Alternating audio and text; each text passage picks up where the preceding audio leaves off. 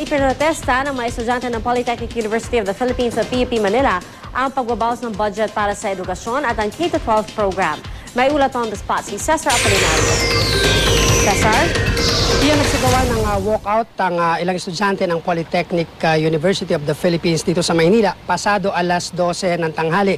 Kabilang sa nakiisa ang mga estudyante na ang grupong LFS, Anak Bayan at Samasa. Sa loob ng compound ng PUP campus, nagsagawa sila ng programa at ilang estudyante ang nagpinta sa daanan para iparating sa gobyerno ang kanilang pagtutol sa mga pagbabago kaugnay ng edukasyon.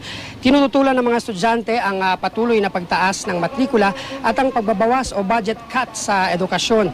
Pinoprotesta rin ng grupo ang nakatakdang pagpapatupad sa K-12. Ito ang karagdagang taon na ilalaan ng mga estudyante sa kanilang pag-aaral. At mamaya ay hanggang alauna o hanggang alas 2 pa itong isasagawang kilos protesta ng grupo dahil magsasagawa pa sila ng mga programa dyan. Pagkatapos ito ay babalik na sila sa kanilang mga classroom para mag-aral. Pia? Maraming salamat, Cesar Apolinario.